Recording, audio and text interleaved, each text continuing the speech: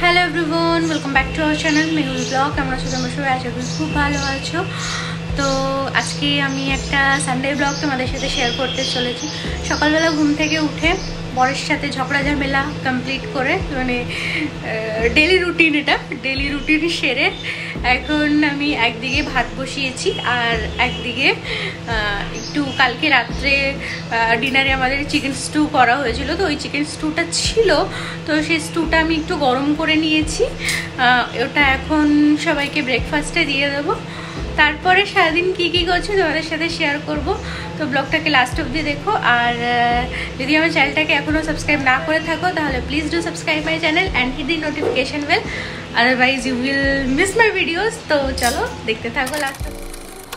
আজকাল রাহুল খুব তাড়াতাড়ি বাড়ি থেকে বেরিয়ে যায় ওর এডিটিংয়ের কাজের জন্য, আর বাড়ি ফেরে সেই রাত 10:30 11টার দিকে। একবারে খেয়েই বেরোয় বাড়ি থেকে, কিন্তু এত তাড়াতাড়ি যেহেতু লাঞ্চ করে নেয়, সারাদিন একটু খিদে পেয়ে যায়। তো কদিন ধরে আমি ওকে একটু টিফিন করে দেওয়া ধরেছি, যাতে ও দিনের বেলা খিদে পেলে ও একটু খেতে পারে। তো এখানে আমি আজকে ওকে পাস্তা করে দিচ্ছি, কালকে রুটি সবজি দিয়েছিলাম। পাস্তার জন্য ক্যাপসিকাম, তারপরে পেঁয়াজ রসুন আদা সব কেটে নিয়েছি। এখানে ঝাল ঝাল করে রেড সস পাস্তা করে দিচ্ছি ওকে। ফ্রিজে একটু চিজ পড়েছিল, তো ভাবলাম একটু গ্রেট করে দিয়ে দিই উপর থেকে, খেতেও ভালো লাগবে। আর চিজটা থেকে নষ্ট হচ্ছিল, তো ভাবলাম একটু কাজে লাগাই আজকে। তো চিজ গ্রেট করে দিয়ে দিয়েছি, দিয়ে ভালো করে খুন্তি দিয়ে নাড়িয়ে চাড়িয়ে ঝালঝাল করে বানিয়ে দিচ্ছি। এই ফার্স্ট টাইম ওর জন্য আমি পাস্তা বানাচ্ছি, জানি না ওর কেমন লাগবে। তো এখানে বানিয়ে ওকে এখন আমি টিফিনে প্যাক করে দেব, তারপরে ওকে খেতে দিয়ে দেব। খেয়ে দিয়ে তারপরে ও বেরোবে। কি খাচ্ছ? এই তো ঘি ভাত, ডিমের পোচ, ডাল, পটল কুমড়ো, যাচ্ছে কিন্তু চিংড়ি মাছের তরকারি। খেয়ে খেয়ে মোটা হয়ে যাচ্ছে। টাকা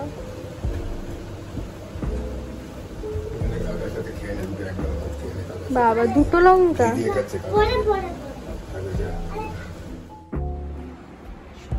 আমার জন্য টিফিন বানিয়ে এখন খেতে বসেছে।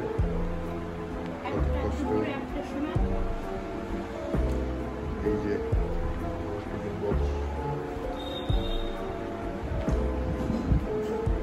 আর কি লাগে, পয়সাগুলি তো চলে যাবে।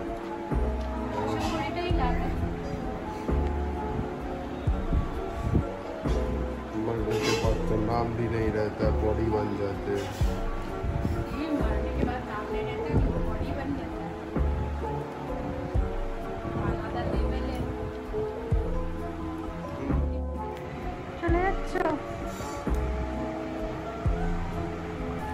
এই ও খেয়ে দিয়ে বেরিয়ে যাচ্ছে কাজে। ওকে আজকে বলেছি একটু তাড়াতাড়ি বাড়ি ফিরতে, বিকজ ভেবেছি সন্ধ্যাবেলা একটু মায়ের বাড়ি যাব। তো বললো ঠিক আছে আজকে তাহলে বেশি দেরি করব না, তাড়াতাড়ি বাড়ি চলে আসবো সন্ধ্যা করে।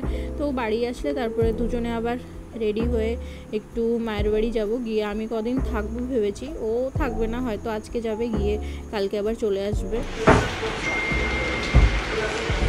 এই এখন রেডি হয়ে বেরোচ্ছি।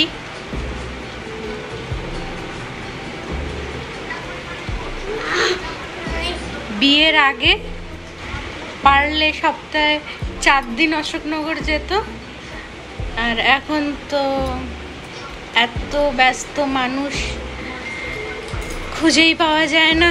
অশোকনগর তো যাওয়া দূরের কথা। এখন বিয়ে হয়ে গেছে, দায়িত্ব বেড়ে যেত না, তখন তো দায়িত্বটাই ওখানে ছিল, এখন দায়িত্বটা তো সাথেই আছে। বুঝেছো? সবসময় কথা বলে, এখন চুপ করো।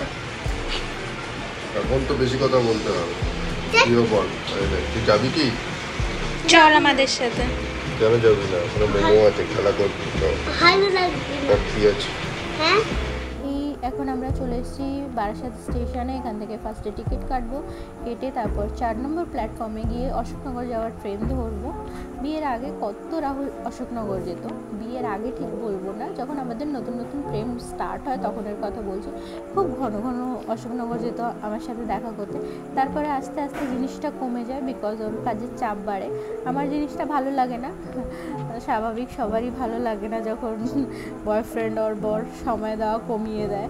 তো আমারও সেটা ভালো লাগতো না, কিন্তু জিনিসটা আমাকে বোঝায় যে দেখো আমি তো অন্য কোথাও সময় দিচ্ছি না, তোমাকে সময় দিচ্ছি বা ফ্যামিলিকে সময় দিচ্ছি, না হলে আমার কাজকে সময় দিচ্ছি। আর সত্যি তাই, এখন তো বিয়ের পরে চোখের সামনে দেখি জিনিসগুলো, বুঝতে পারি সারাক্ষণ কাজ নিয়েই থাকে।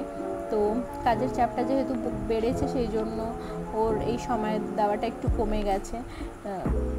বিয়ের পর ভাবতাম যখনই অশোকনগর আসবো হয়তো ও আমার সাথে থাকবে, আমার সাথে আসবে, এসে 2 দিন থাকবে, কিন্তু এই যে 4 মাস 5 মাস হতে যায় বিয়ে, এখনও সেটা হয়নি।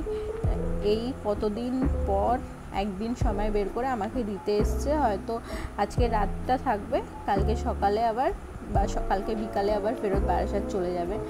তো দেখো কথা বলতে বলতে চলে এসেছি অশোকনগর কচুয়ায় নেমে বলে কি একটু চপ খাবে। তো এখান থেকে ও ফার্স্টে একটু চপ খেলো, আর বাড়ির জন্য, বাড়িতে মা বোন ওরা রয়েছে তো ওদের জন্য একটু চপ নিয়েছি। আর আগে দেখালাম অরুণ আইসক্রিম, যেখানেই অরুণ আইসক্রিম দেখে আমার একটু খেতে ইচ্ছা করে, তো আমি একটু খেয়েছিলাম। আর মার জন্য একটা অরুণ আইসক্রিম নিয়েছিলাম, বোনের জন্য নিইনি, বিকজ বোন এখন আবার ডায়েট স্টার্ট করেছে, তো এখন আইসক্রিম খাবে না, তাই ওর জন্য আর নিইনি।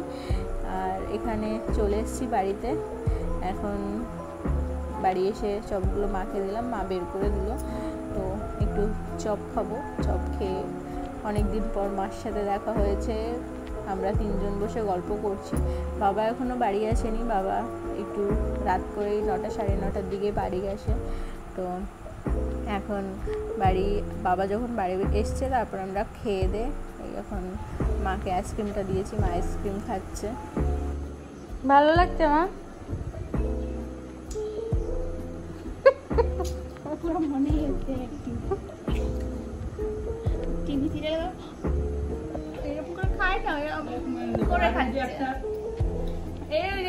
একটা আছে না, কি গোলা, আইস গোলা, না না চকলেট ভিতরে শক্ত শক্ত ফিস্ট, ওইটা আমার খুব ভালো লাগে।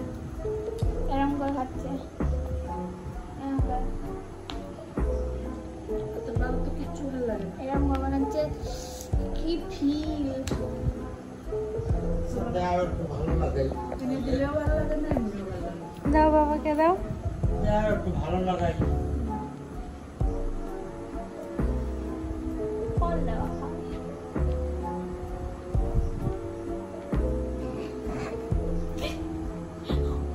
Honest review. না, গ্রামটা বিচ্ছিরি গন্ধ। আরে বাবা, ব্ল্যাক কারেন্টের গন্ধ, বিচ্ছিরি গন্ধ বলছে নাকি বিচ্ছিরি গন্ধ আসছে।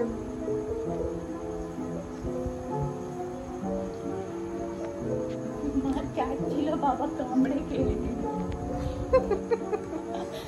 হয় না একটু দাও, এক কামড় খাবো, পুরোটাই খেয়ে নিল। দেয় আবার এখনই ভাবলো আমারে তো খেতে দিতে চাও না, তাই তুমি এরকম করো, খেতে দেয় না মাকে।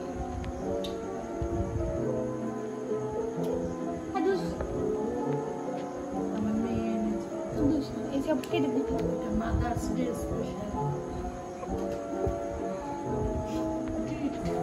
রাতে আমি ব্লগটা শেষ করার কথা ভুলে গেছিলাম, 3 জনে মিলে একটু মুভি দেখতে বসে পড়েছিলাম বলে ব্লগটা শেষ করতে হবে, রেকর্ড করার কথা ভুলে গেছি। তো সকালবেলা ঘুম থেকে উঠে গোলবাজারে এসেছিলাম একটু কচুরি খাবো। গোলবাজারে একটা দোকান আছে, খুব সুন্দর কচুরি করে, তো সেখান থেকে কচুরি খেলাম আমরা।